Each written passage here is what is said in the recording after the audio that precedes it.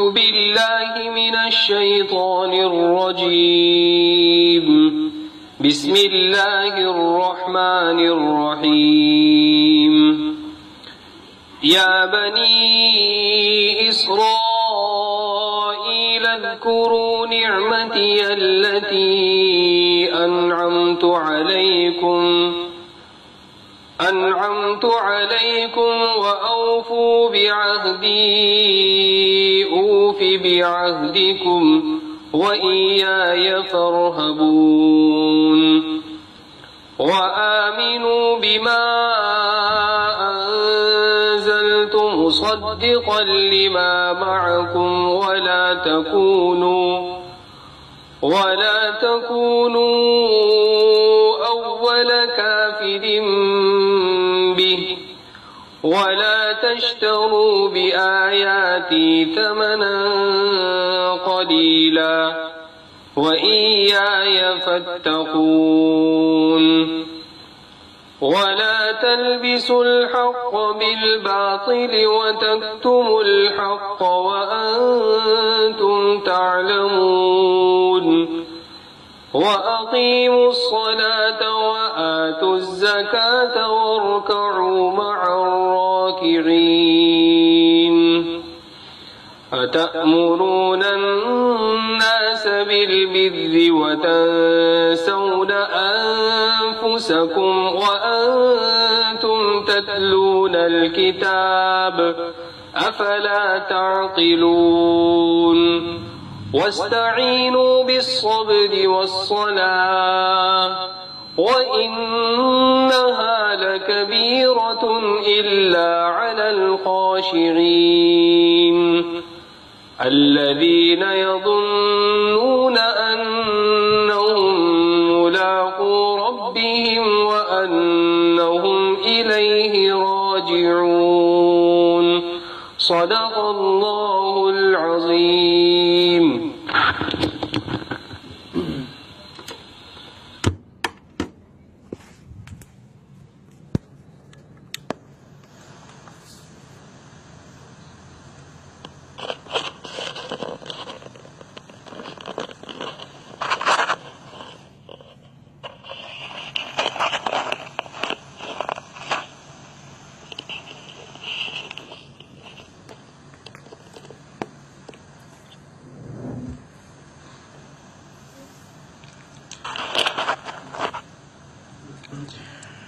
الحمد لله نحمده ونستعينه ونستغفره ونؤمن به ونتوكل عليه ونعوذ بالله من شرور أنفسنا ومن سيئات أعمالنا. من يهده الله فلا مضل له ومن يضلله فلا هادي له. وأشهد أن لا إله إلا الله وحده لا شريك له. وأشهد أن سيدنا ومولانا وحبيبنا وشفيعنا محمدا عبده ورسوله أرسله إلى الناس كافة بشيرا ونذيرا وداعيا إلى الله بإذنه وسراجا منيرا. صلى الله تعالى عليه وعلى آله وصحبه وبارك وسلم تسليما كثيرا كثيرا. وبعد فأعوذ بالله من الشيطان الرجيم. بسم الله الرحمن الرحيم. ألف لام ميم ذلك الكتاب لا ريب فيه هدى للمتقين الذين يؤمنون بالغيب ويقيمون الصلاة ومما رزقناهم ينفقون صدق اللہ مولانا العظیم۔ بزرگوں اور بھائیوں،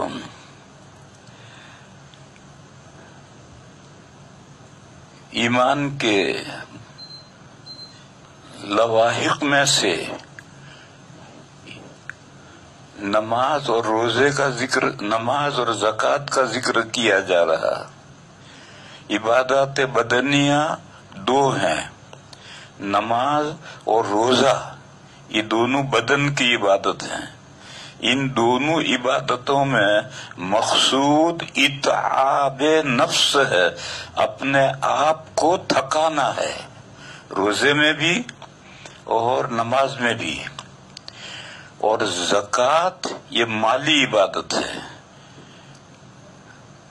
اس میں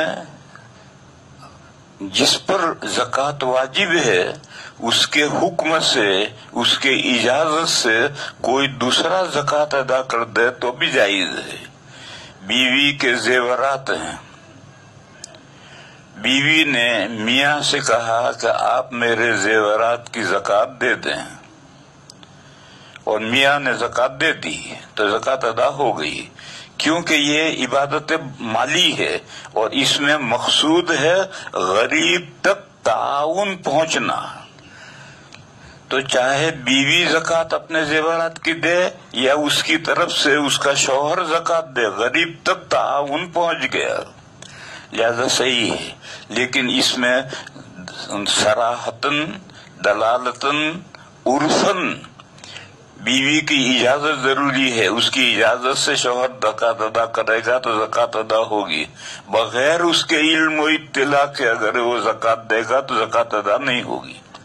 کم سے کم اتنا تو بیوی کا اس میں حصہ ہونا ہی چاہیے کہ وہ میاں کو حکم دے، یا میاں کہے کہ میں آپ کے زیورات کی زکوٰۃ دے رہا ہوں، اور بیوی سن کر خاموش رہے، اس کے علم میں آ گیا تو بس کافی ہے۔ یا ہر سال شوہر بیوی کے زیورات کی زکوٰۃ دیتا ہے تو یہ اس کا عرف ہے، اس کے گھر کا عرف ہے، تو اس عرف کے مطابق۔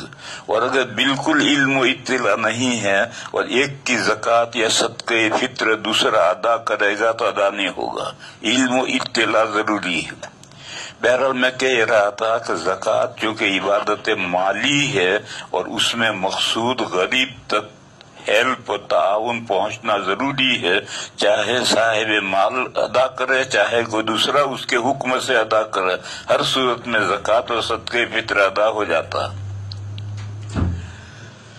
اور عبادت بدنی میں، نماز میں اور روزے میں مقصود اپنے آپ کو تھکانا ہے، لہذا عبادات بدنیہ میں خود عبادت کرنی ہے، دوسرے کو وکیل بنا دیا، دوسرے کو ذمہ داری سونپ دی کہ آپ یہ میری طرف سے عبادت کر لیں، اس طرح سے عبادت کر کے نائب بنانا وکالت کا جائز نہیں، کیونکہ شوہر صبح اٹھا، بیوی اٹھی، شوہر پڑا ہے، اس نے بیوی سے کہا میری بھی فجر کی 2 رکعتیں تو پڑھ لیجیے، یہ جائز نہیں ہے، اس لیے کہ اگر بیوی پڑھے گی تو بیوی تھکے گی، شوہر تو پڑا پڑا کھراٹے لے رہا ہے، اس کو کیا تکلیف پہنچی۔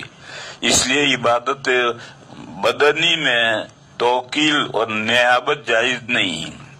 البتہ حضرت امام احمد علیہ الرحمہ ایک مسئلے میں گنجائش رکھتے ہیں کہ اگر کسی پر منت کے روزے ہوں، مرد پر یا عورت پر، اور وہ مر جائے تو نیابتاً اس کا وارث روزے رکھ سکتا ہے، منت کے روزے رکھ سکتا ہے، اور ان کی دلیل بخاری شریف کی ایک حدیث ہے۔ لیکن امام احمد علیہ الرحمہ کے علاوہ دوسرے 3 فقہا کہتے ہیں کہ نہیں، منت کے روزے اگر میت پر باقی ہیں تو اس میں بھی وارث نیابتاً روزے نہیں رکھ سکتا ہے، البتہ وارث کفارہ دے سکتا ہے۔ جیسے آدمی زندگی میں بوڑھا ہو جائے بہت زیادہ یا بیمار ہو جائے بہت زیادہ اور صحیح ہونے کی تندرست ہونے کی امید نہ ہو تو فدیہ دے سکتا ہے، ایسے جو آدمی مر گیا تو اب ادا کرنے کی کوئی صورت نہیں ہے تو اس کی وصیت سے یا بغیر وصیت کے ورثہ فدیہ دے سکتے، تو منت کے روزوں کا بھی ورثہ فدیہ دے سکتے ہیں، اس کی طرف سے نائب بن کر کے قضا روزے نہیں رکھ سکتے ہیں۔ بہرحال یہ حضرت امام احمد علیہ الرحمہ کی ایک رائے ہے اور ان کے ماننے والے اس پر عمل کرتے ہوں گے، لیکن باقی 3 فقہا کی رائے یہ ہے کہ عبادت بدنیہ میں وکالت نیابت نہیں ہوتی ہے۔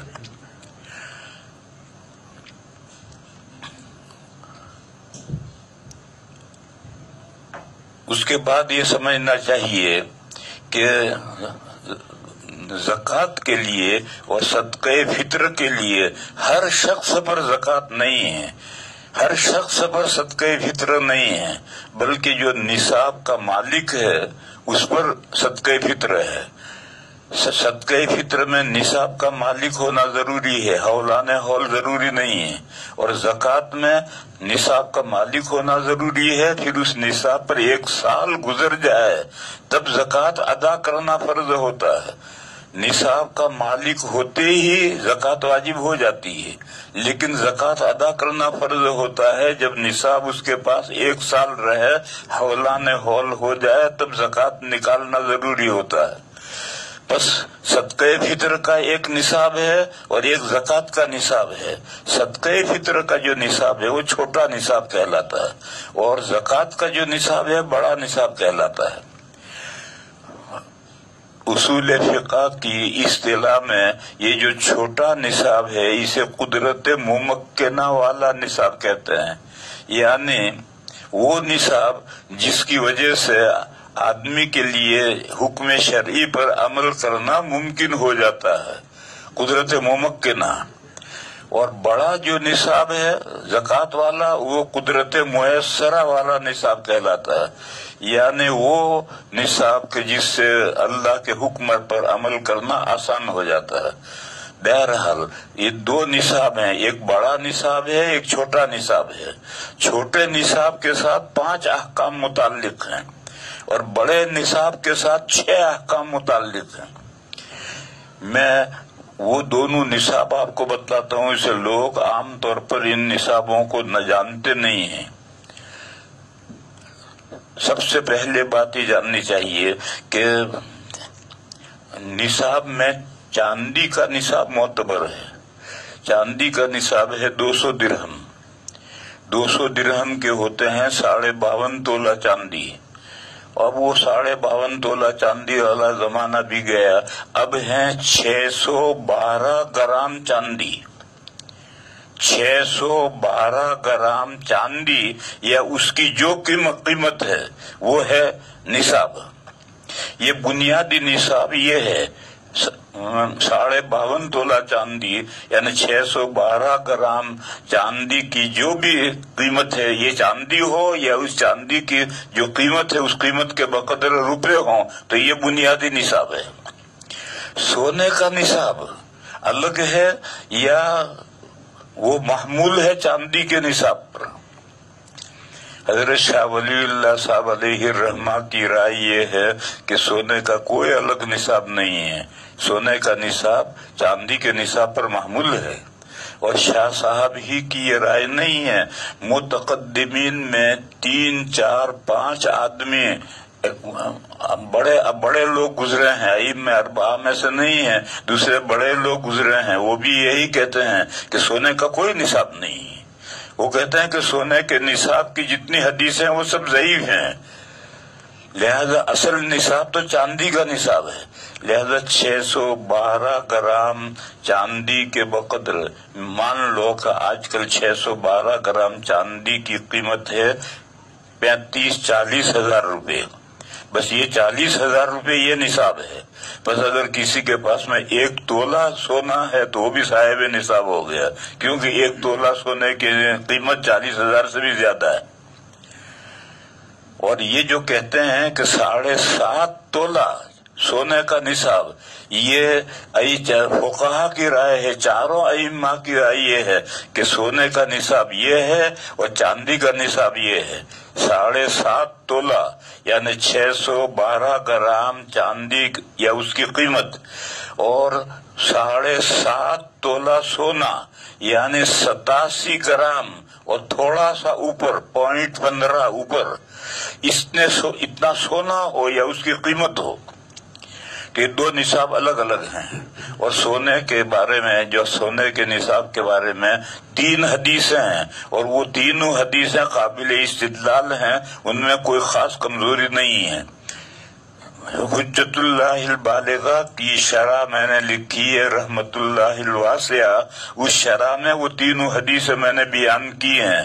फुक़हा उन हदीसों की वजह से सोने का निसाब अलग करते हैं, चांदी का निसाब अलग करते हैं। लेकिन फिर फुक़हा के यहाँ भी अगर थोड़ा चांदी है और थोड़ा सोना है तो फिर दोनों को मिलाते हैं और फिर चांदी के निसाब का एतबार करते हैं। एक तरफ तो दोनों को अलग अलग भी मानते हैं, फिर थोड़ा थोड़ा हो तो मिला करके चांदी के निसाब का एतबार करते हैं। तो ये खरबता है, 2 तरफ का मसला है।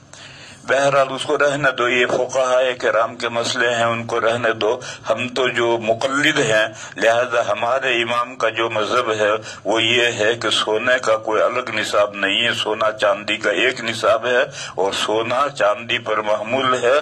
और सिर्फ किसी के पास सोना है तो फिर सोने का निसाब अलग है, लेकिन थोड़ा सोना और थोड़ा चांदी है तो फिर सोने का निसाब अलग नहीं है। सोना चांदी की कीमत मिला करके चांदी के निसाब को देखेंगे।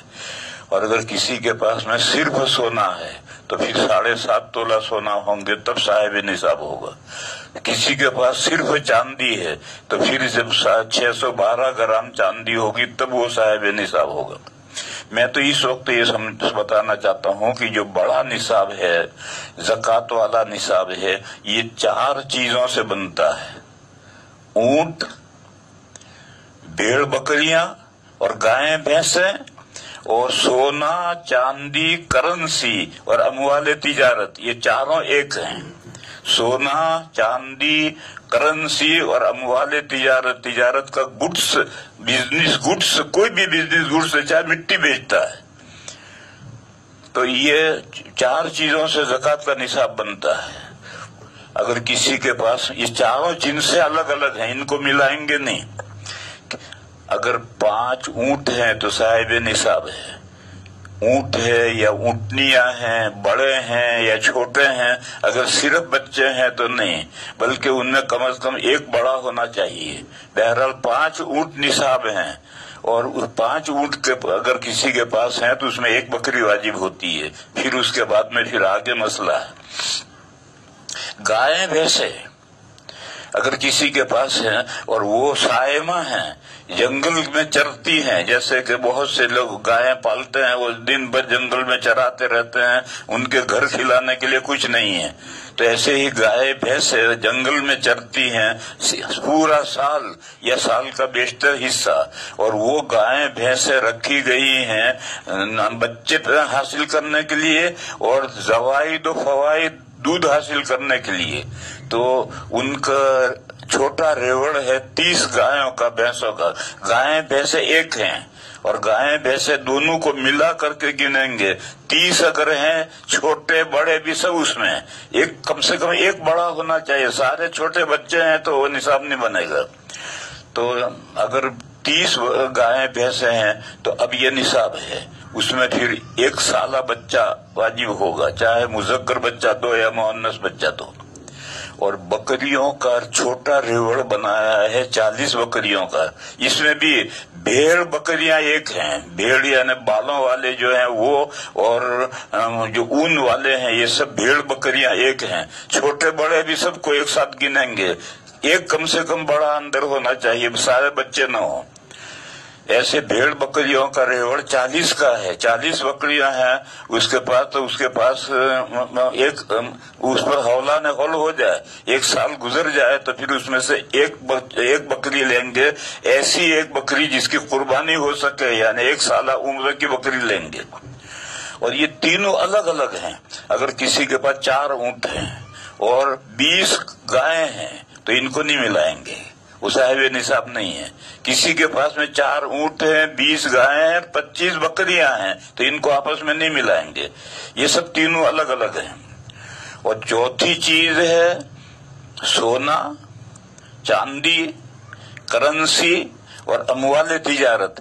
یہ چاروں چیزیں ایک ہیں، ان کو ملایا جائے گا. یہ چاروں چیزیں مل کر کے اگر صرف چاندی ہے تو 612 گرام نصاب ہے، صرف سونا ہے تو 87 گرام اس کا نصاب ہے. لیکن تھوڑی چاندی، تھوڑا سونا، تھوڑے روپے، تھوڑا تجارتی سامان ہے تو پھر سب کی قیمت لگا کر کے لسٹ بنا کر کے دیکھیں گے. اگر 612 گرام چاندی کے بقدر اس ہو گیا تو صاحب نصاب بن گیا. یہ بڑا نصاب ہے. اس بڑے نصاب کے ساتھ 6 احکام متعلق ہیں اور ایک دوسرا چھوٹا نصاب ہے. چھوٹے نصاب میں ضروریات زندگی کو الگ کرو، اس کے علاوہ جتنی بے ضرورت چیزیں ہیں سب کی قیمت لگا کر کے دیکھیں گے کہ 612 گرام چاندی کی قیمت کو پہنچتے ہیں یا نہیں پہنچتے.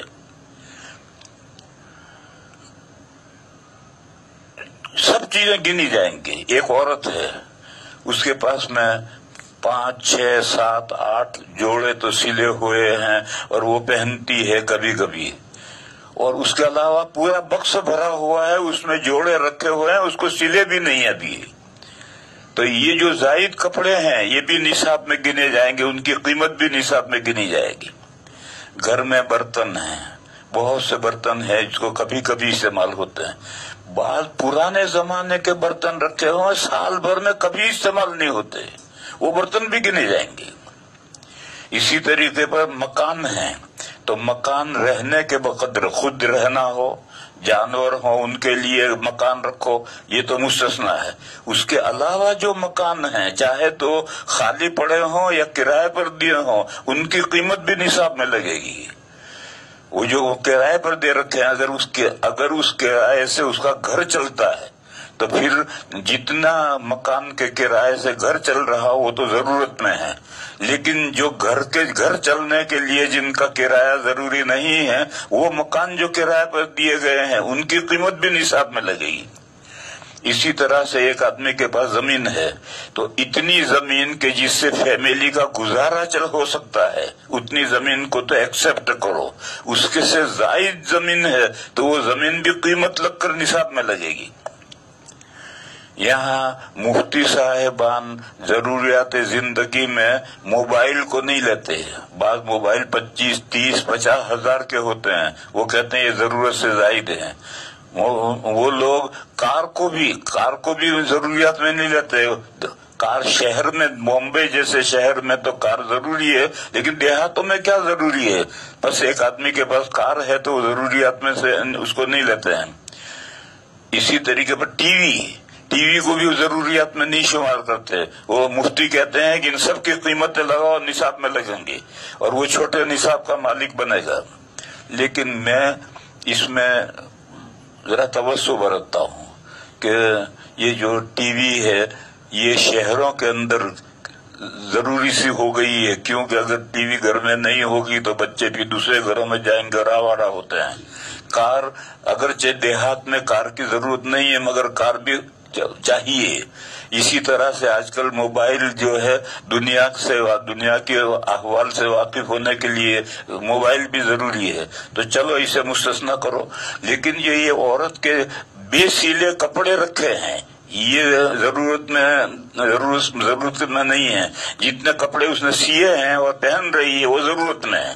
اور جو سسرال سے ملے ہوئے ہیں یا میکے سے ملے ہوئے جوڑے ہیں جو ابھی تک سیے ہی نہیں ہیں وہ ضرورت سے زائد ہیں، اس کی قیمت لگ کر نصاب میں آئے گی.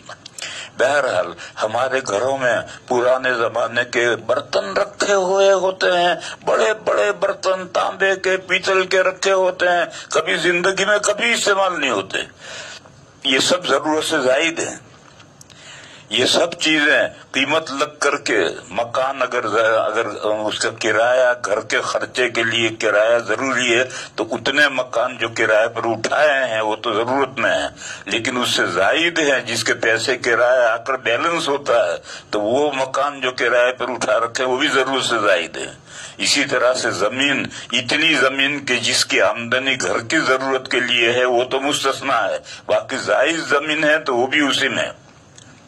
پہلے لوگوں کے پاس زائد زمینیں ہوتی تھی، اب تو کہاں رہی لوگوں کے پاس زائد زمینیں، اب تو 48 ایکڑ زمین ایک آدمی کے پاس رہ سکتی ہے، آگے رہ ہی نہیں سکتی ہے، اور اتنی زمین تو گھر چلانے کے لیے، چھوٹی فیملی کے چلانے کے لیے ضروری ہوتی ہے۔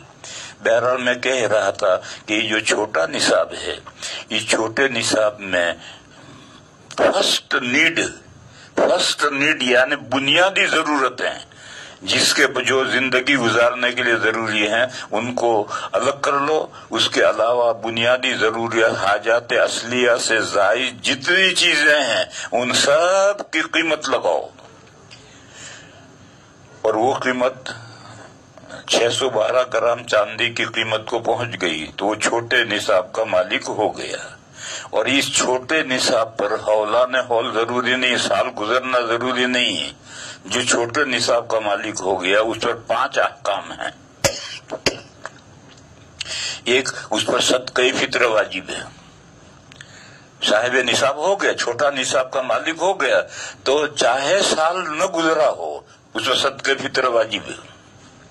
دوسرا، اس پر قربانی واجب ہے۔ تیسرا، اس کے لیے زکوٰۃ لینا حرام ہے، وہ زکوٰۃ نہیں لے سکتا۔ جب تیرے پاس ضرورت سے زائد اتنی چیزیں ہیں تو زکوٰۃ کیوں لے رہا ہے؟ زکوٰۃ لینا حرام ہے، اس کو زکوٰۃ دینے سے زکوٰۃ ادا نہیں ہوگی۔ اور تیسرے اور چوتھے، حج فرض ہے، ضرورت سے اپنے گھر کے خرچے سے زائد زمینیں ہیں یا مکان ہیں تو بیچ کر کے حج میں جاؤ، حج فرض ہے۔ اور 5واں حکم ہے کہ ددیال میں یا ننیال میں تو 2 خاندان نکل گئے، سسرال نکل گیا اور دودھ پینے کا رشتہ نکل گیا۔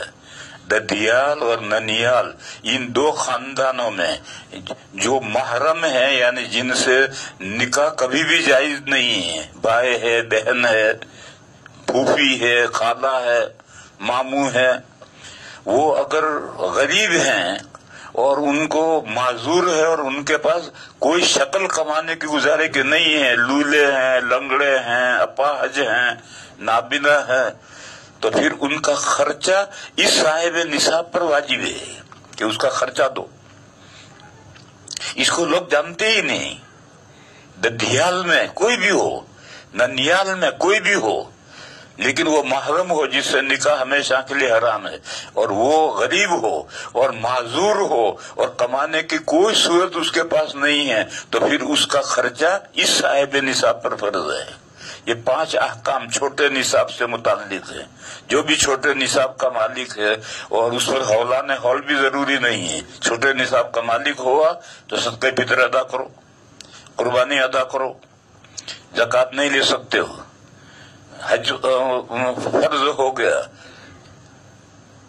حج کے بقدر پیسے ہوں تب حج فرض ہوتا ہے۔ زمین بیچ کر، مکان زائد زمین بیچ کر، زائد مکان بیچ کر اگر حج کے بقدر پیسے ہوں تب حج فرض ہوتا ہے۔ اسی طرح سے ذی رحم محرم، ددیالی یا ننیالی ذی رحم محرم ہو اور معذور ہو اور وہ کمانے کی اس کے لیے اندر استطاعت نہ ہو تو اس کا خرچہ فرض ہے، اس کا خرچہ اس کو اس صاحب نصاب کو دینا پڑے گا۔ یہ 5 احکام تو اس چھوٹے نصاب سے متعلق ہیں۔ اس چھوٹے نصاب کا جو مالک ہے اس پر زکوٰۃ نہیں ہے۔ اور بڑا جو نصاب ہے، جو اونٹوں سے بنتا ہے یا بکریوں سے بھیڑ بکریوں سے بنتا ہے یا گایوں بھینسوں سے بنتا ہے یا سونا چاندی کرنسی اور اموال تجارت سے بنتا ہے، اس سے جو نصاب بنتا ہے اس پر یہ 5 احکام تو ہے ہی۔ 6واں حکم یہ ہے کہ جب سال پورا گزر جائے اور 1 سال تک تمہارے پاس یہ نصاب رہے تو اب جو مقررہ جو زکوٰۃ ہے، اونٹوں میں مقررہ زکوٰۃ ہے 5 اونٹ میں 1 بکری، گایوں بھینسوں میں 30 میں ایک سالہ بچہ، اور بکریوں میں 40 بکریوں میں ایک بکری.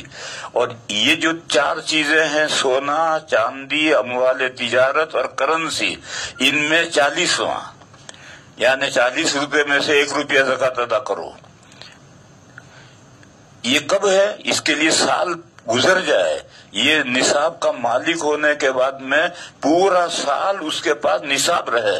نصاب میں سے زائد گھٹتا بڑھتا رہا اس کا اعتبار نہیں، لیکن نصاب کم نہیں ہو جانا چاہیے. اگر اس نصاب میں بھی گھٹ گیا سال کے بیچ میں تو پھر اس کا اعتبار نہیں ہے. پھر جب دوبارہ نصاب مکمل ہوگا تب سے سال پورا گنا جائے گا. اور اگر نصاب سے زائد گھٹتا بڑھتا رہا تو اس کا کوئی فرق نہیں پڑتا. نصاب اس کے پاس رہنا چاہیے، پورا سال مکمل نصاب اس کے پاس رہ جائے تو اس کے پاس میں وہ 5 احکام تو ہیں ہی، ان 5 احکام کے ساتھ زکوٰۃ نکالنا فرض ہے.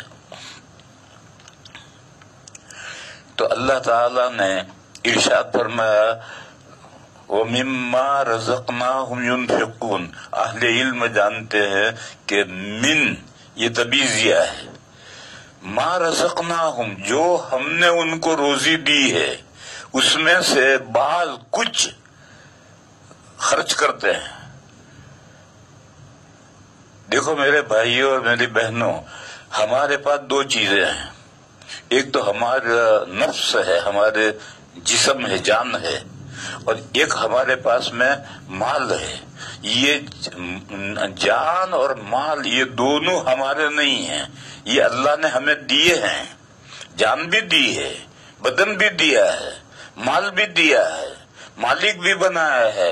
لیکن مالک بنانے کے بعد پھر اللہ تعالیٰ نے اسے خرید بھی لیا ہے. لیکن خرید کر کے بھی ابھی ہے، وہ جان بھی ہمارے پاس ہے، مال بھی ہمارے پاس ہے. اور سورہ توبہ میں آیت ہے ان اللہ اشترى من المؤمنین انفسهم واموالهم بان لهم الجنہ. بے شک اللہ تعالی نے مومنین سے ان کی جانوں کو اور ان کے اموال کو خرید لیا ہے جنت کے عوض میں، یعنی پرائس، قیمت، سمن جنت ہے. اور مبی ہماری جان اور مال ہیں.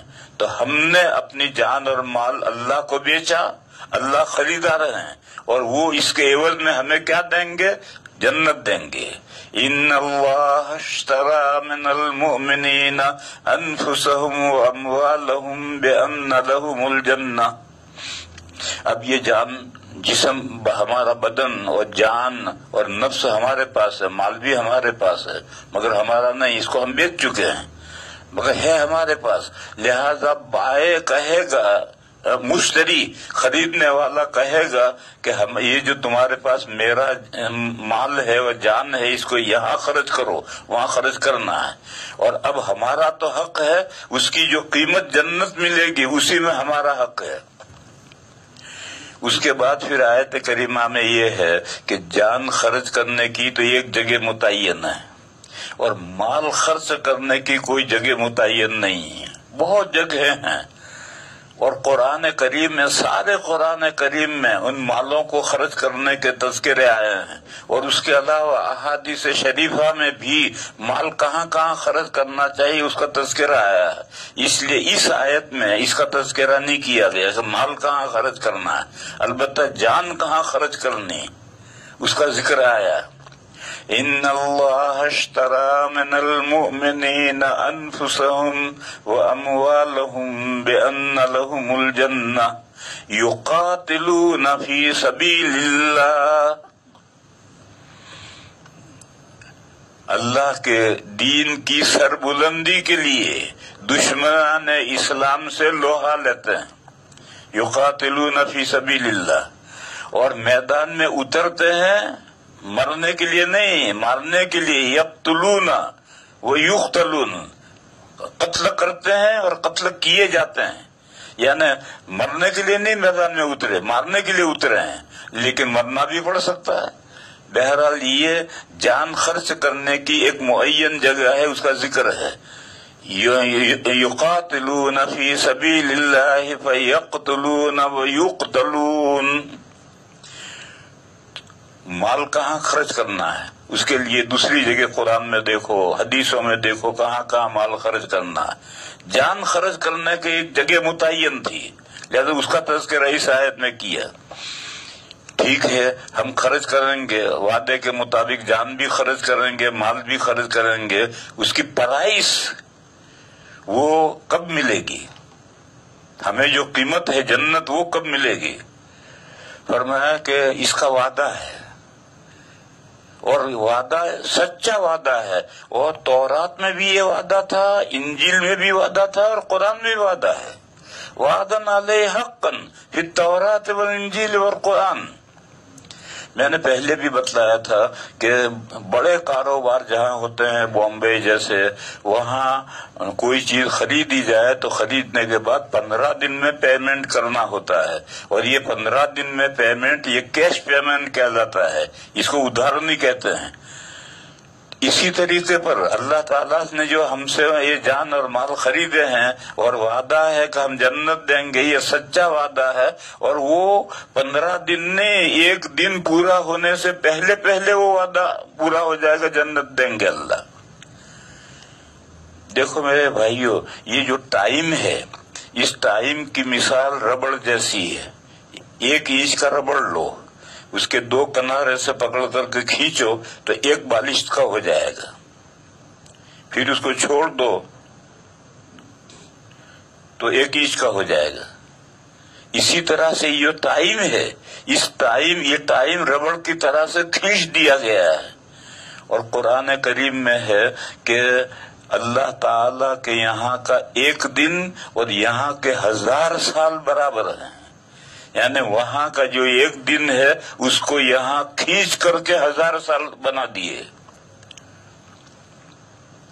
اسی لیے اس دنیا کے اندر تو آدمی جب زمانہ گزر جاتا ہے تو 60 سال کا ہو گیا، 70 سال کا ہو گیا، 80 سال کا ہو گیا، بڈھا ہو گیا، پیر گھسیٹنے لگا۔ لیکن اللہ کے یہاں جو زمانہ ہے وہ زمانہ وہ کھینچا ہوا نہیں ہے، اس لیے وہاں زمانہ گزرتا ہی نہیں ہے۔ حدیث شریف میں ہے کہ حضرت عیسیٰ علیہ السلام غسل خانے میں سے نہا کر نکلے تھے اور بالوں میں سے پانی ٹپک رہا تھا۔ اس زمانے میں تولیہ استعمال نہیں کرتے تھے۔ پھر فرشتے آئے اور عیسیٰ علیہ السلام کو اٹھا کر کے آسمانوں پر لے گئے۔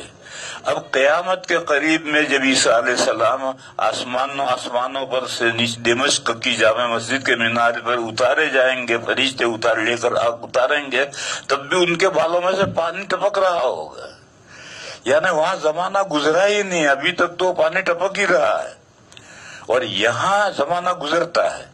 تو بہرحال یہاں ربڑ کو کھینچ دیا ہے۔ اور قرآن کریم میں ایک جگہ پر ہے کہ وَإِنَّ يَوْمًا عِنْدَ رَبِّكَ كَأَلْفِ سَنَةٍ مِّمَّا تَعُدُّونَ، تمہارے نزدیک کا 1 دن اللہ کے یہاں کے 1000 سال کے برابر ہے۔ یہ تو ایک جگہ ہے۔ اس ربڑ کو اور کھینچو، جیسے کپڑا دھو کر کے ایک کمزور آدمی لنگی نچوڑے اور اپنی پوری طاقت سے نچوڑ لے، پھر اس کو پہلوان آ کر نچوڑے گا تو 1 کٹورا پانی اور نکالے گا۔ تو اسی طریقے پر یہ ربڑ کھینچا ہے، اس کو اور طاقت سے کھینچو گے تو اور بڑھ جائے گا۔ اللہ کے یہاں کا جب وہ کھینچتے ہیں تو اتنا ہو جاتا ہے۔ سورہ معارج میں ہے تعرج الملائکۃ والروح الیہ فی یوم کان مقدارہ 50,000 سنہ فاصبر صبرا جمیلا انہم یرونہ بعیدا ونراہ قریبا۔ اس آیت کریمہ میں یہ ہے کہ قیامت کا دن جو اس دنیا کا لاسٹ ڈے ہے، الیوم الاخر ہے، وہ 1 دن 50,000 ایئر کا ہے، 50,000 سال کا وہ 1 دن ہے۔ قیامت کا جو دن ہے وہ 50,000 سال کا ہے، کیونکہ دن رات بنتے ہیں، سورج نکلتا ہے غروب ہوتا ہے، سورج نکلتا ہے غروب ہوتا ہے، تو 24 گھنٹے میں رات دن بن جاتے ہیں۔ جب قیامت کا وقت قریب آئے گا تو جیسے بال بیرنگ والا پہیا گھماتے ہیں، وہ پہیا گھومتا رہتا ہے، جب اس کے ٹھہرنے کا وقت آتا ہے تو پھر الٹا گھومتا ہے۔ تو اسی طرح جب قیامت کا وقت آئے گا تو سورج جو چل رہا ہے یہ مغرب سے نکلے گا، اور مغرب سے نکل کر سر پہ آئے گا، پھر ڈوبے گا، پھر نکل کر سر پہ آئے گا، پھر ڈوبے گا، پھر نکل کر سر پہ آئے گا، پھر ڈوبے گا۔ اس طرح اب قیامت شروع ہو گئی۔ جب سورج مغرب سے نکل آیا تب قیامت شروع ہو گئی، اور اب توبہ کا دروازہ بند ہو گیا، اب ایمان لانے کا کوئی فائدہ نہیں رہے گا۔ اور اب یہ جو لاسٹ ڈے ہے یہ 50,000 سال کا دن ہے۔ اس 50,000 سال میں جتنے معاملات اس دنیا میں پیش آ چکے ہیں وہ سارے معاملات پھر پیش آئیں گے، اور پھر بھی جو حساب کتاب مکمل ہوگا تو پھر ایک اور برج رکھا جائے گا، اس کا ایک سرا زمین پر ہوگا، دوسرا سرا جنت میں ہوگا، اور نیچے جہنم ہے۔ ہر ایک کو اس پل صراط پر سے گزر کر کے جنت میں جانا ہے۔ بس جو جہنمی ہے تو جہنم میں سے آنکڑے نکلیں گے اور پکڑ کر کے اسے جہنم میں لے جائیں گے، اور جو جنتی ہے وہ گزر جائے گا، جنت میں پہنچ جائے گا۔ بہرحال میں یہ جو آیت ہے کہ تعرج الملائکۃ والروح الیہ فی یوم کان مقدارہ 50,000 سنہ، اس کی جو یہ تفسیر ہے یہی صحیح اور راجح تفسیر ہے۔ ایک تفسیر دوسری یہ ہے کہ یہ کائنات جب سے پیدا ہوئی ہے تب سے 50,000 سال جب پورے ہو جائیں گے تب قیامت آئے گی۔ ایک تفسیر یہ ہے، لیکن تفسیر صحیح نہیں ہے۔ جو صحیح عام تمام مفسرین جو تفسیر کرتے ہیں وہ یہ کرتے ہیں کہ جو قیامت کا آخری دن ہے وہ اکیلا الیوم الاخر، وہ اکیلا دن ہی اتنا لمبا ہے۔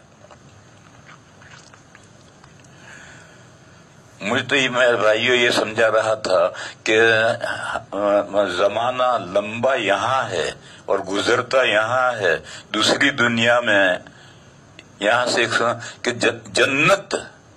جنت ہماری اس دنیا کے پیدا ہونے سے پہلے پیدا کی گئی ہے، اور اس میں جو حوریں ہیں، قصور ہیں، غلمان ہیں، وہ اس وقت سے پیدا ہوئے ہیں۔ تو کوئی یہ سمجھے گا تو بہت بڈھی ہو جائیں گی حوریں، بڈھی نہیں ہوں گے، وہاں زمانہ ہی نہیں گزرتا ہے، زمانہ ہی یہاں گزرتا ہے، اور زمانہ گزرنے سے بوڑھا بوڑھی ہوتی ہے اور وہاں زمانہ ہی نہیں گزرتا۔ بہرحال میں کہہ یہ رہا تھا کہ اللہ کا وعدہ ہے، اور ایک دن پورا ہونے سے پہلے وہ وعدہ پورا ہو جانا ہے، اور سچا وعدہ ہے، قرآن میں بھی ہے، تورات میں بھی ہے، انجیل میں بھی ہے۔ فمن اوفى بعهده من الله فاستبشروا ببيعكم الذي بايعتم به، بس جس نے اللہ تعالیٰ سے یہ سودا کر رکھا ہے، جان مال بیچ رکھے ہیں، اگر اس نے اپنی جان اللہ کے راستے میں خرچ کی اور اپنا مال اللہ کے لیے خرچ کیا تو اس کے وعدے نہیں آ رہے، اس کو وہ خوش ہو جائے کہ اس نے بڑا قیمتی سودا کیا، کیونکہ یہ تو مال چند روزہ ہے، جان چند دن کے لیے ہے، 100 سال کے لیے جان ہے، اس کو دے کر کے ابدی جنت تا ابد جنت حاصل کر لی، تو اس سے زیادہ بہتر کون سا سودا ہو سکتا ہے؟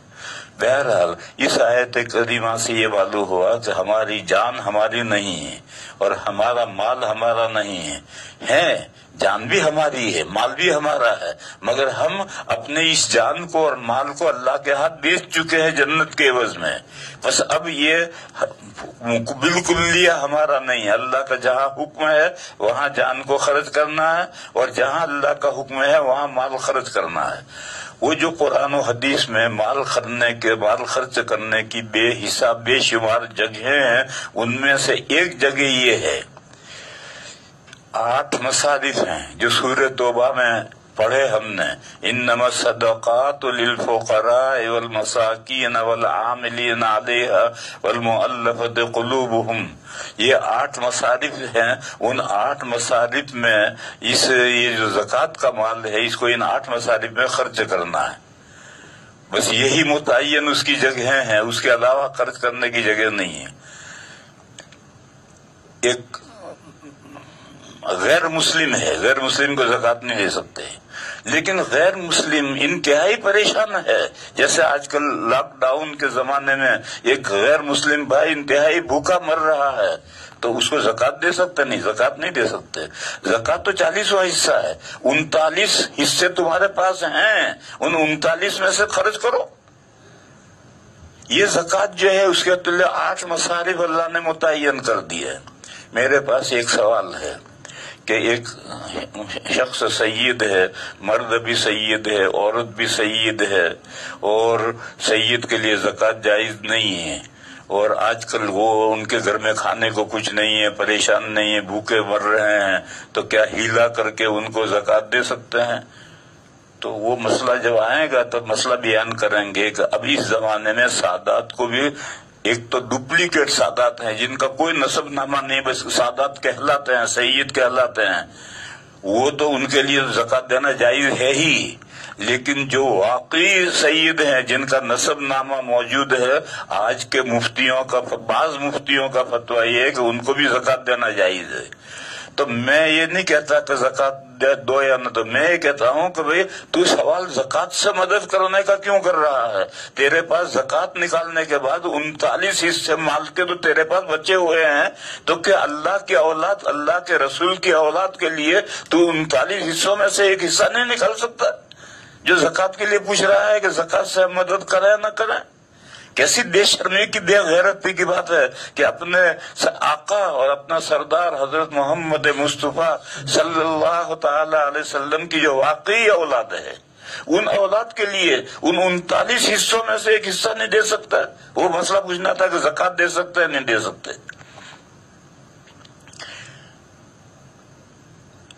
تو میں یہ کہہ رہا تھا کہ اس کے مصارف متعین 8، اس میں یہ ہے کہ غیر مسلم کو آپ زکوٰۃ نہیں دے سکتے، بس غیر مسلم کا تعاون کرنا ہے تو تعاون کرنا ہے، تو یہ 40واں ہے، اسی پر کیوں ڈیپینڈ ہے؟ اس کے بعد تیرے پاس 39 حصے اور بھی تو بچے ہوئے ہیں، ان میں سے کر اس غیر مسلم کی تعاون۔ کس نے منع کیا ہے تعاون کرنے سے؟ لیکن تو یہ کہتے ہیں زکوٰۃ ہی پہ مسئلہ پوچھ رہا ہے، تو یہ غلط فہمی ہے انسان کی کہ زکوٰۃ ہی پر ڈیپینڈ تو رہی ہے۔ یہ زکوٰۃ تو ان 8 مصارف کے لیے ہے، اور بقیہ جو 39 حصے ہیں وہ جہاں دنیا جو چاہے خرچ کر۔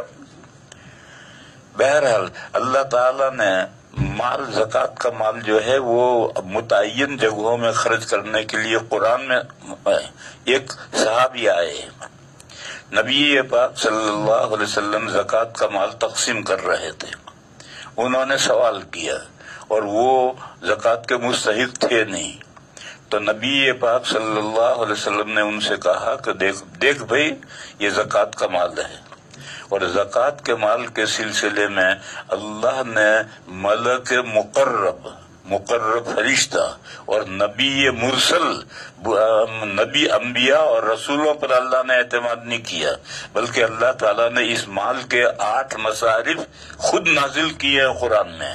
بس اگر ان 8 میں تو کسی مصرف میں اگر آتا ہے تو میں تجھے دے سکتا ہوں، ورنہ سوری۔ تو اللہ کے رسول صلی اللہ علیہ وسلم کو بھی ان 8 مصارف سے باہر خرچ کرنے کا اختیار نہیں تھا، تو آج کسی اور کو اختیار کہاں سے ہو جائے گا؟ لیکن جہاں ضرورت ہو تو وہاں باقی جو یہ زکوٰۃ تو 40واں حصہ ہے، باقی جو 39 حصے ہیں ان میں سے تم جہاں چاہے خرچ کرو، اس کو کس نے منع کیا ہے؟ کسی نے منع نہیں کیا۔ تو میں کہہ رہا تھا کہ من تبیز یہ استعمال کیا ہے، اور کہ مسلمان وہ ہیں کہ جو ہم نے ان کو روزی دی ہے اس میں سے کچھ خرچ کرتے ہیں۔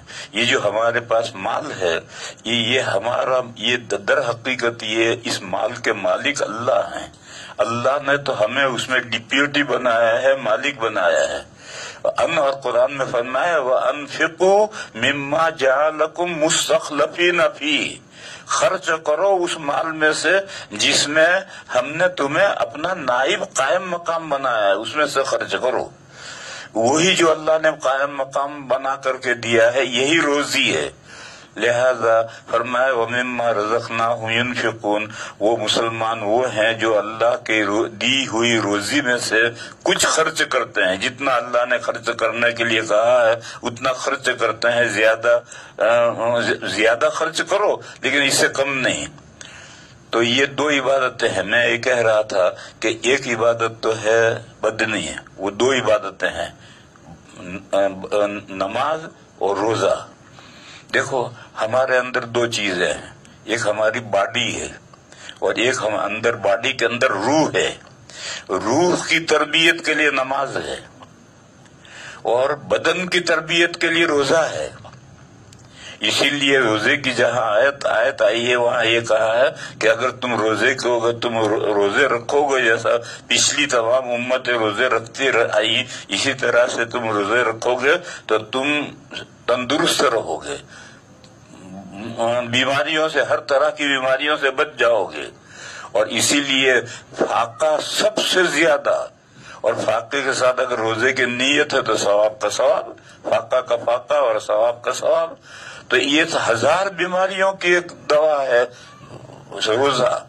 तो बदन की सेहत के लिए रोजा है और रूह की परवरिश के लिए नमाज है। ये दो इबादतें हैं। और दूसरों की सहायता, दूसरों की ताउन, दूसरों की मदद के लिए, गरीबों की मदद के लिए ज़कात रखी है। और एक इबादत रखी है जिसमें माल भी खर्च होता है, बदन भी खर्च होता है, और वो हज है जो बदन और माल से मुरक्कब है। उसमें बदन भी खर्च होता है, माल भी खर्च होता है।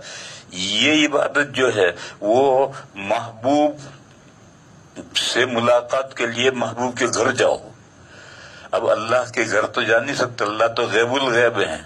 तो उसका जो पैकरे महसूस है मक्का मुकर्रमा में काबा शरीफ, वहां जाओ और वहां जाकर के मरासिम जो इबादत के हैं वो अदा करो।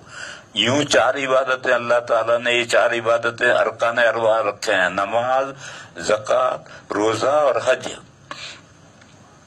बहरहाल मैं ये कह रहा था कि जो असल मुझे समझाना था, लोग ये नहीं जानते कि निसाब 2 है, एक छोटा निसाब है, एक बड़ा निसाब है। बड़े निसाब को तो सब जानते हैं, छोटे निसाब को कोई जानते नहीं। और छोटे निसाब के साथ जो 5 अहकाम मुताल्लिक है उसे भी कोई नहीं जानता। और उनमें भी अगर जानते भी हैं तो ज़कात और कुर्बानी को, सदक़े फितर को जानते हैं। ये जो ददियाल और ननियाल के माजूरों का खर्चा फर्ज है इसको तो कोई जानता भी नहीं, और हज फर्ज है इसको तो कोई जानता ही नहीं। लोग ये समझते हैं कि जब इतने पैसे आएंगे कि हज हो, और जमीन बहुत सारी है, मकान बहुत सारे हैं, वो तो कहा वो तो है, लेकिन मेरे पैसे में हज के लिए जाने के लिए बकदर नहीं है। तो इसलिए मैंने ये 2 निसाब बतलाए कि एक छोटा निसाब है उसके साथ 5 अहकाम मुताल्लिक हैं, एक बड़ा निसाब है उसके साथ 6 अहकाम मुताल्लिक हैं। ये जहन में रख करके लोग सवाल करने लगे हैं, ऐसे सवाल जो उनको मुझसे नहीं करने चाहिए। मैं दारुल इफ्ता खोल कर नहीं बैठा हूँ। एक साहब ने पूछा कि एक आदमी का इंतकाल हुआ, इतने लाख रुपए तरका है और ये वरसा है, तो किस वारिस को क्या मिलेगा? तो मैंने कहा किसी दारुल इफ्ता से पूछो। यहाँ बॉम्बे में भी मुफ्ती सईद साहब हैं, मुफ्ती अजीजुर रहमान साहब हैं और बहुत से मुफ्ती, उनसे पूछो, नहीं तो देवबंद से पूछो, ऑनलाइन पूछो। एक बंदा पूछ रहा है कि एक इमाम साहब ने पढ़ा सुम्मा रददनाहु अस्फला साफिलीन अल्लज़ीना आमनू, इल्ला छोड़ दिया, तो नमाज हुई या नहीं हुई? अरे भाई ये मसले मुझसे पूछने के थोड़े हैं, ये पूछो दारुल इफ्ताओं से, वो बतलाएंगे मसले। मैं तो यहाँ मोटी मोटी दीन की बातें बतला रहा हूँ जो आप हज़रात या तो जानते नहीं हैं या पूरी तफसील से नहीं जानते। मैं बारीक बारीक छोटे मसले दारुल इफ्ता से जो ताल्लुक रखने वाले मसले हैं वो बताने के लिए मैं नहीं बैठा हूँ। व आखिर दावाना अनिल हम्दुलिल्लाहि रब्बिल आलमीन।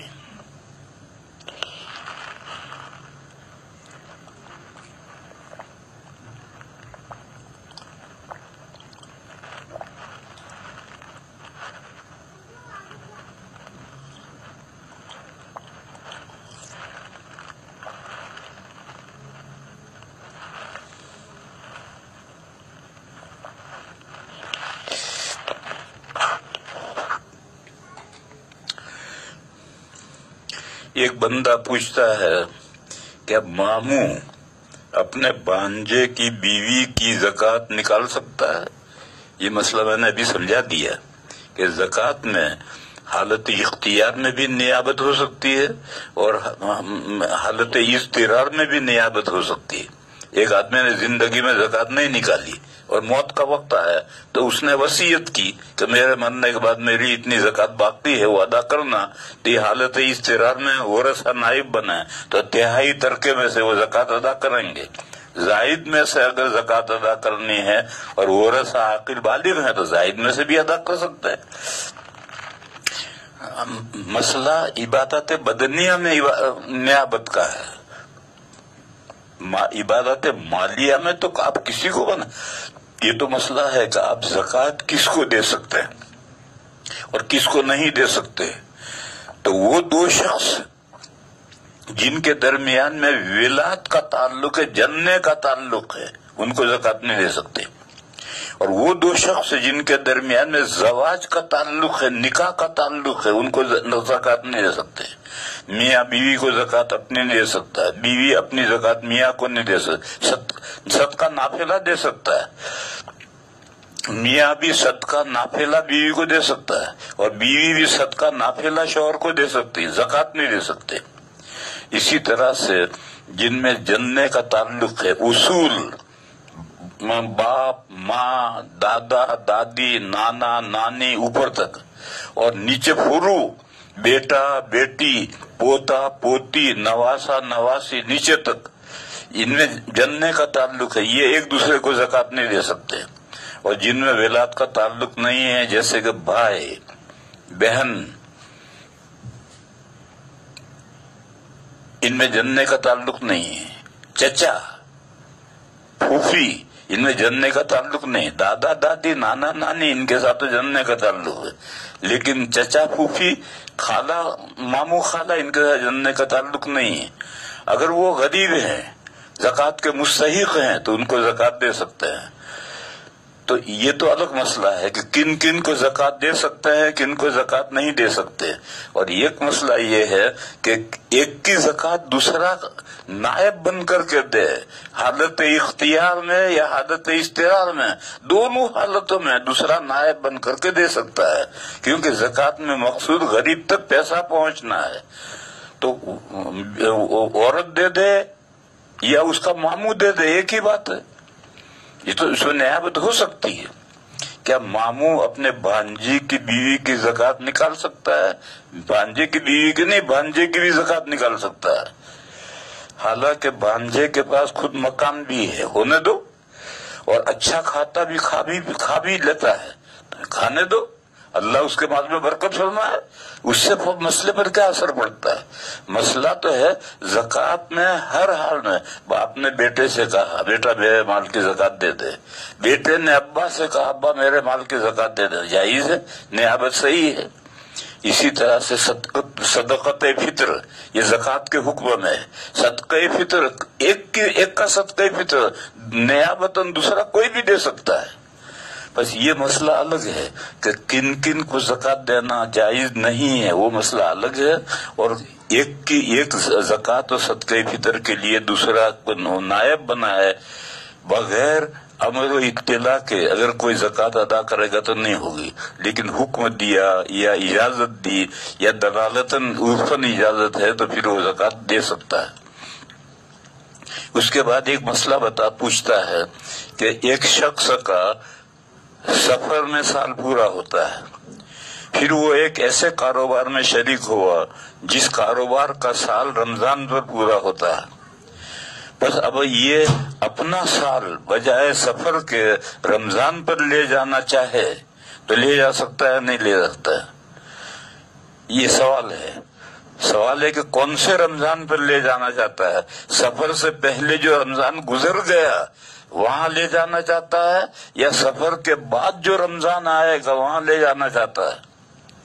اگر سفر سے پہلے جو رمضان گزر گیا اس رمضان میں لے جانا ہے تو کوئی مسئلہ ہی نہیں، یہ تو زکوٰۃ واجب ہونے سے پہلے زکوٰۃ دے رہا ہے، دے کون منع کر رہا ہے؟ اور اگر سفر کے بعد جو آئے گا 8 مہینے کے بعد جو رمضان آئے گا وہاں لے جانا چاہے تو پھر اب جو یہ زائد زمانہ اس کی زکوٰۃ الگ سے دینی پڑے گی. یہ سفر زکوٰۃ ادا کرتا تھا, آگے جتنے مہینے ہیں ان کی زکوٰۃ ان کا بھی حساب کر کے زکوٰۃ دینا ہو. تو آگے رمضان میں لے جاتا ہے تو مسئلہ کھڑا ہوتا ہے, اور اگر پچھلے رمضان پہ لے جاتا ہے تو کوئی مسئلہ ہی نہیں. لاک ڈاؤن کی وجہ سے کام کاج معطل ہو گیا ہے. لاک ڈاؤن کی وجہ سے کام کاج معطل ہو گیا ہے. مجھے لوگوں نے بتلایا کہ شراب کی تو دکانیں کھل گئی ہیں. کہاں معطل ہو گیا؟ خوب شراب پی رہے ہیں لوگ اور گھر میں کچھ کھانے کو نہیں ہے. کیا ایسے لوگوں کو زکوٰۃ کی رقم دی جا سکتی ہے؟ یہاں وہی مسئلہ آتا ہے کہ اگر چھوٹے نصاب کا مالک ہے تو اس کو زکوٰۃ دینا جائز نہیں. لیکن آج کل مصیبت یہ ہے کہ مفتی صاحب کہتے ہیں کہ موبائل ضرورت سے زائد ہے, ٹی وی ضرورت سے زائد ہے, گھر میں جو پرانے برتن بڑے بڑے تانبے پیتل کے رکھے ہیں یہ ضرورت سے زائد ہے, عورت کے پاس کپڑے ہیں وہ ضرورت سے زائد ہے. ابھی ان کو بیچنے کہاں بیچ کر کے گھر میں کھانا روٹی لائے گا؟ بیچنے جانے کے لاک ڈاؤن کے زمانے میں تو بیچ بھی نہیں سکتا. بس اس پریشانی کی صورت میں ایسے آدمی کو چاہے وہ چھوٹے نصاب کا مالک ہو اس کو زکوٰۃ کی رقم دی جا سکتی. لیکن اگر لاک ڈاؤن نہیں ہے تو اس کے بعد جو ضرورت سے زائد چیزیں ہیں ان کو بیچ کر اپنا گزارا کرے, زکوٰۃ کے پیسے کیوں لے؟ لیکن آج کل تو بیچ بھی نہیں سکتا, بیچنے کے لیے بھی کہا جائے گا. اس لیے آج کل کے زمانے میں اس کو زکوٰۃ دی جا سکتی. ایک آدمی ہے اس کی حالت اچھی نہیں ہے, وہی مسئلہ آیا کہ وہ سید ہے, مرد بھی سید ہے عورت بھی سید ہے, اور حالت اچھی نہیں ہے, بہت غریب ہے کمزور ہے, تو ہیلا کر کے اس کو زکوٰۃ دیں. تو اس سلسلے میں سمجھو کہ آج کل جو دنیا میں آج کل زکوٰۃ جو حرام تھی وہ 5 خاندانوں کے لیے حرام تھی. حضرت علی کرم اللہ تعالی وجہہ کے 2 لڑکے حضرت علی اور حضرت عقیل اور حضرت عباس رضی اللہ تعالیٰ عنہ اور نبی پاک صلی اللہ علیہ وسلم کا خاندان اور ایک چچا تھے حضور کے حارث ان کی اولاد, ان 5 خاندانوں کے لیے زکوٰۃ حرام ہے. لیکن یہ تو سارا مسئلہ گاؤں خرد ہو گیا اور سب لوگ سمجھتے ہیں کہ صرف حضرت حسن اور حضرت حسین کے اولاد کے لیے زکوٰۃ حرام ہے. حالانکہ زکوٰۃ تو ان 5 خاندانوں کے لیے زکوٰۃ حرام ہے. حضرت علی کرم اللہ تعالی وجہہ کے 17 لڑکے تھے اور یہ 2 صاحبزادے حضرت حسن اور حضرت حسین یہ تو حضرت فاطمہ کے پیٹ سے تھے, یہ الگ ہے. ان کے علاوہ 15 لڑکے اور تھے جو علوی کہلاتے تھے, ان کی دنیا میں پتہ نہیں کتنی اولاد ہے, کہاں ہے, اور عقیل کی کیا اولاد کہاں ہے. اور اسی طریقے پر حضرت عباس کے تو پتہ نہیں کتنے لڑکے تھے, ان کے ساری اولاد, اور حارث کی جو ساری اولاد یہ سب کے لیے زکوٰۃ حرام ہے. لیکن اب مسئلہ سمٹ کر کے رہ گیا 2 صاحبزادوں کی اولاد میں. پھر اس کے بعد میں یہ 2 صاحبزادوں کی اولاد جو سید کہلاتی ہے اس میں ڈپلیکیٹ سید بہت ہو گئے.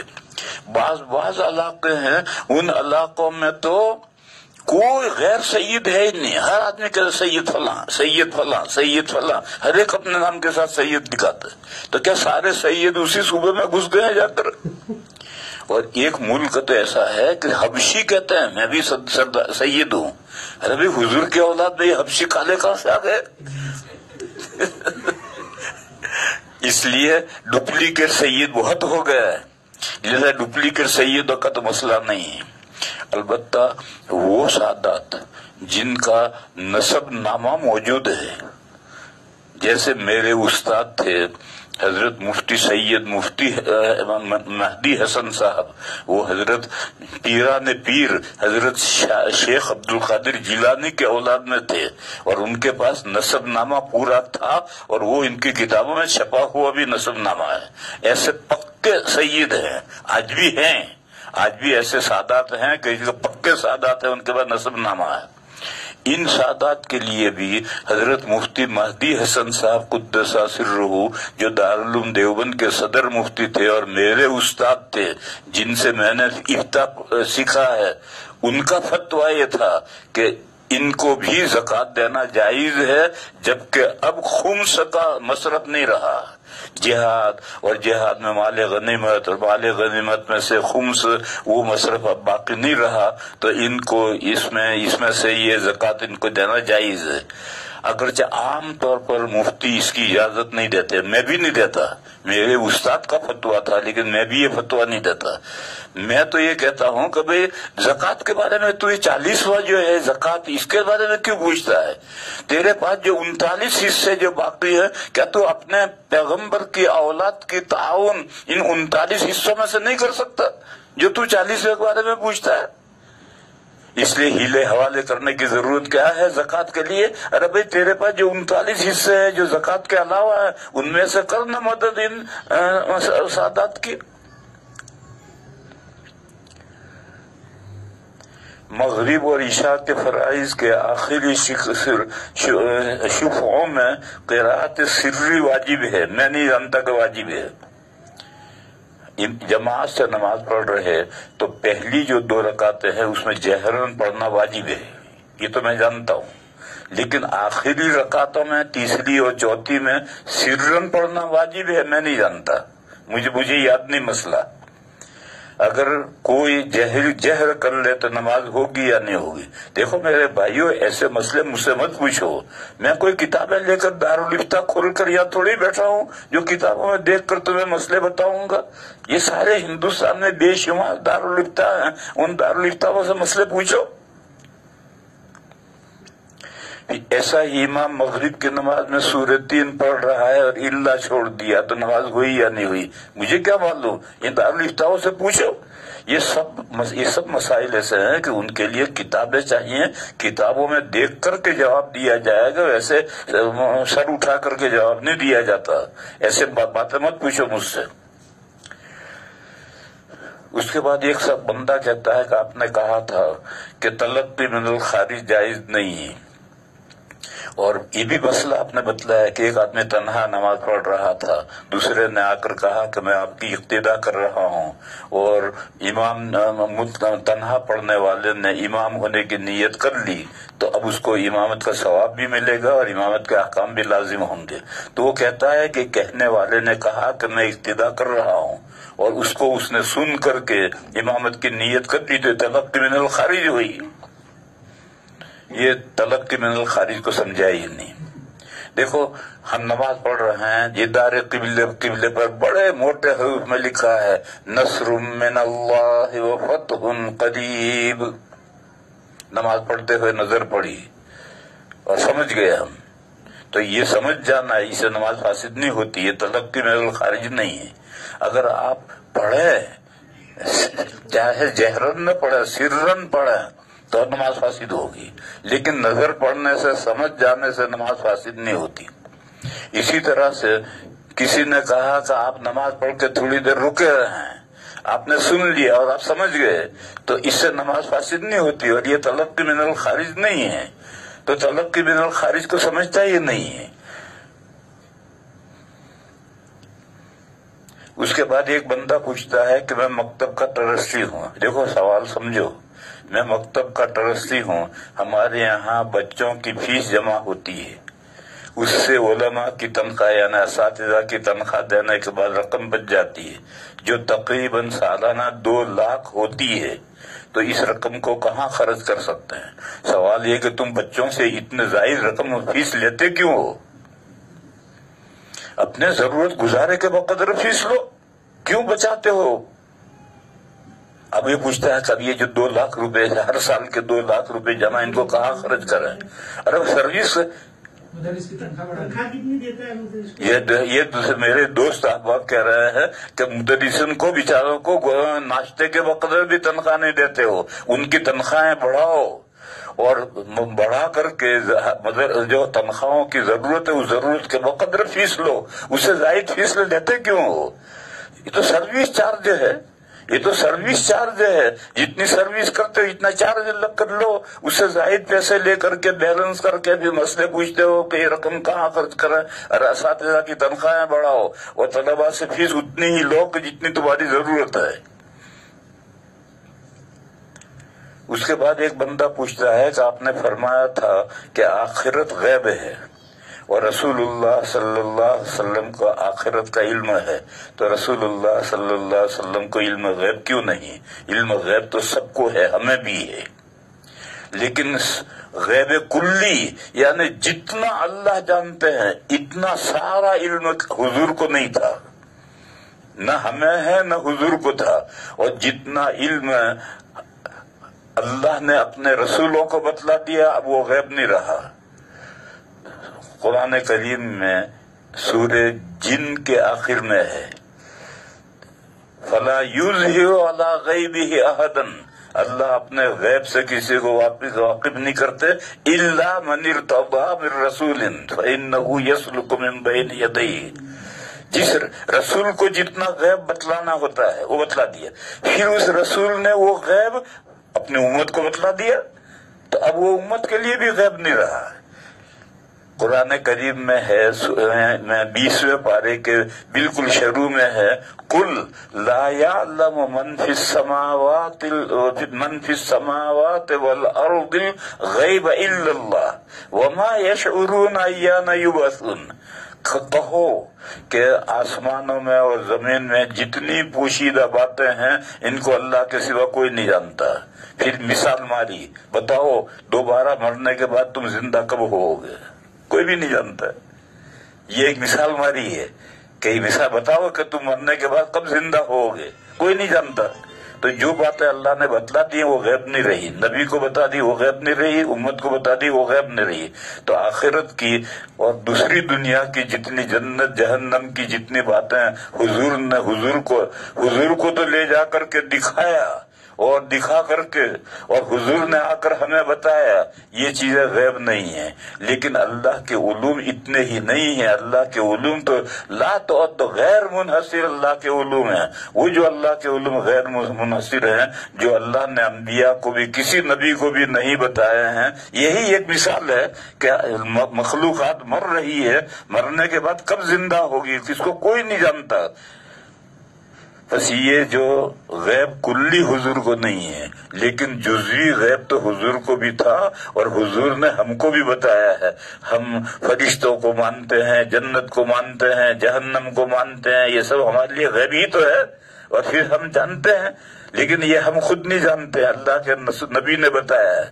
اسی طرح سے اللہ کے نبی کو وحی کے ذریعے سے جو بتایا، دیکھو میں مثال دوں، یہ جو قرآن کریم ہے یہ حضور کے زمانے تک غیب تھا، یہ لوح محفوظ میں متمثل ہوا تھا، وہاں سے آگے نہیں تھا، بس لوح محفوظ میں ہی ہے، اور اس کو کوئی نبی نہیں جانتے تھے۔